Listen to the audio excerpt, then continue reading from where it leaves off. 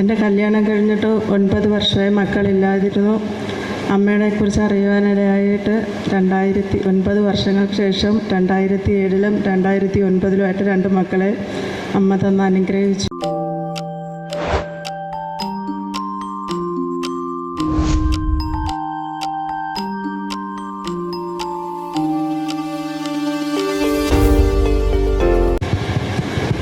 എൻ്റെ പേര് ഫ്രീഡ. ഞാൻ ഇരുപുരത്തുനിന്ന് വരുന്നു. എൻ്റെ കല്യാണം കഴിഞ്ഞിട്ട് 9 വർഷമായി മക്കളില്ലാതിരുന്നു. അമ്മയെക്കുറിച്ച് അറിയുവാനിടയായിട്ട് 9 വർഷങ്ങൾക്ക് ശേഷം 2007-ലും 2009-ലുമായിട്ട് 2 മക്കളെ അമ്മ തന്ന് അനുഗ്രഹിച്ചു. താമസിച്ചതിന് അമ്മയോട് ക്ഷമ ചോദിക്കുന്നു.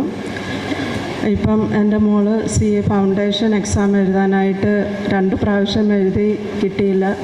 3ാമത്തെ പ്രാവശ്യം എഴുതാൻ പോയപ്പോൾ അമ്മയടുത്ത് വന്ന് സാക്ഷ്യം പറയാമെന്ന് നേർന്നതിൻ്റെ ഫലമായിട്ട് മോള് നല്ല മാർക്കോടുകൂടി പാസ്സായി.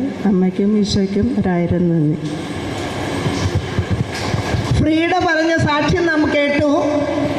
1998 വിവാഹിതയായി ഏകദേശം 9 വർഷക്കാലം മക്കളില്ലാതെ വേദനിച്ചു കഴിഞ്ഞു.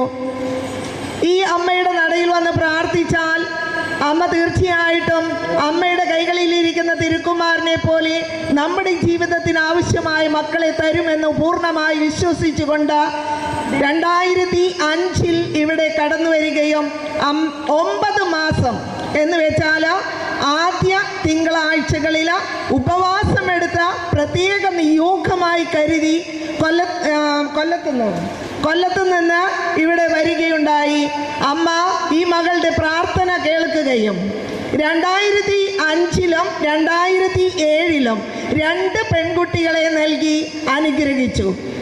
ഇവിടെ വന്ന് സാക്ഷ്യപ്പെടുത്താനായിട്ടുള്ള പേടി, ഭയം, പിന്നെ എങ്ങനെയാണ് സംസാരിക്കേണ്ടത് എന്ന് അറിഞ്ഞുകൂടാ എന്നും പറഞ്ഞാണ് ഈ കാലയളവ് വൈകിയത്.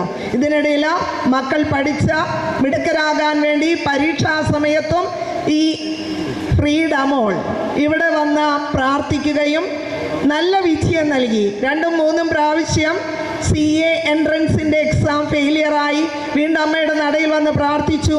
അമ്മ ആ പരീക്ഷയിൽ വിജയം നൽകി അനുഗ്രഹിച്ചിരിക്കുന്നു.